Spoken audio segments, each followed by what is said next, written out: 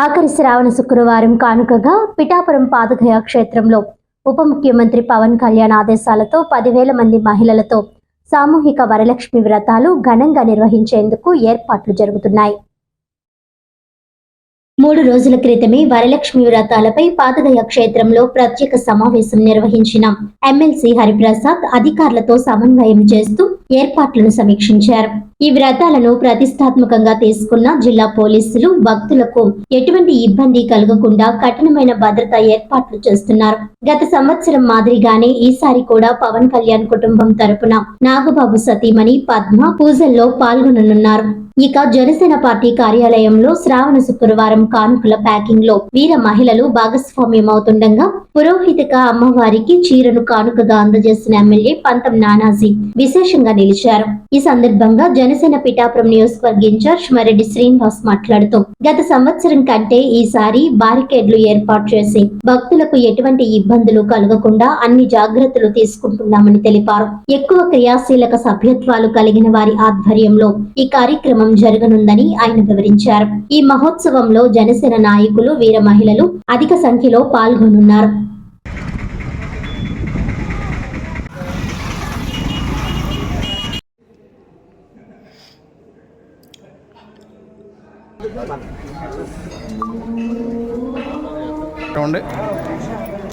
ఇస్తానమ్మా.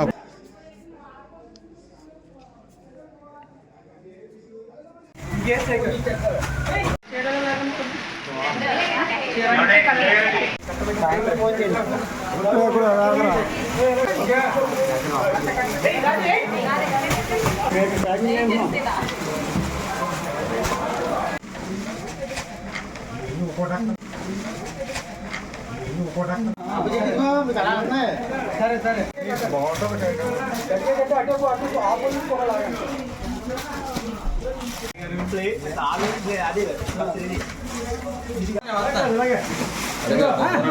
ఆనవాయితీ ఉంది.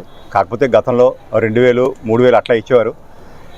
మన శాసనసభ్యులు రాష్ట్ర ఉప ముఖ్యమంత్రి పవన్ కళ్యాణ్ గారు లాస్ట్ ఇయర్ నుంచి కూడా రమారమి 10,000 చీరలు పంచడం జరుగుతుంది. అదే లాస్ట్ ఇయర్ అట్లా చేసాం.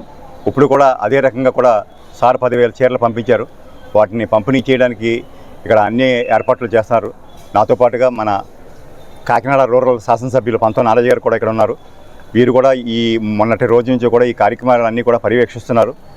ఈ కార్యక్రమానికి మా గవర్నమెంట్ వీప్ ప్లస్ మన అధ్యక్షుల వారి రాజకీయ కార్యదర్శి ఎమ్మెల్సీ హరిప్రసాద్ గారు వస్తున్నారు.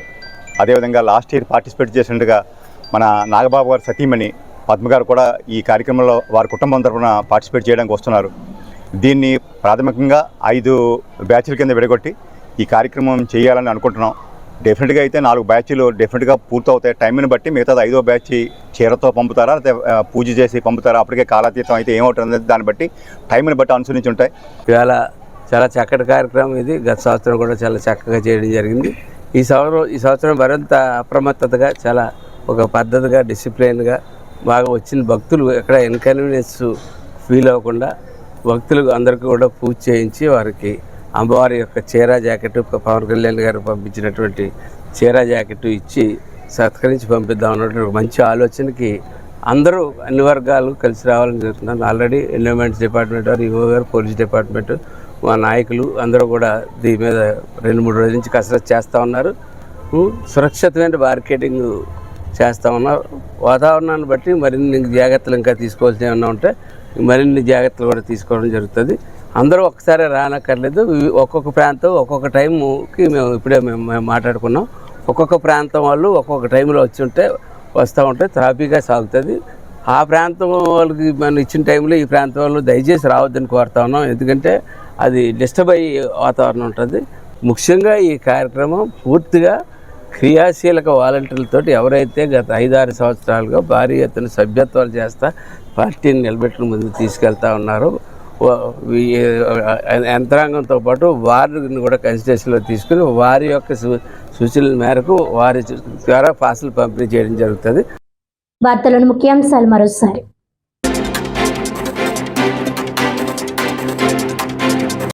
రాష్ట్ర ప్రభుత్వం ప్రవేశపెట్టిన స్త్రీ శక్తి పథకాన్ని మహిళలు సద్వినియోగం చేసుకుంటున్నారు. ఏపీఎస్ఆర్టీసీ కాకినాడ ప్రజా రవాణా అధికారి ఎం శ్రీనివాసరావు వెల్లడి.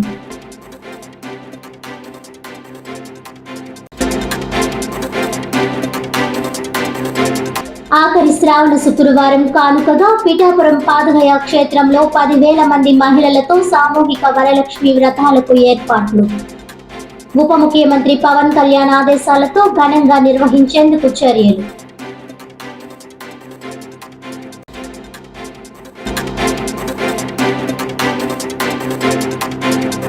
కాకినాడలో తరచూ ద్విచక్ర వాహనాలను దగ్ధం చేస్తున్న దుండగులు. నిందితులను వదిలిపెట్టేది లేదని హెచ్చరించిన 3 town circle inspector KVVS Satyanarayana.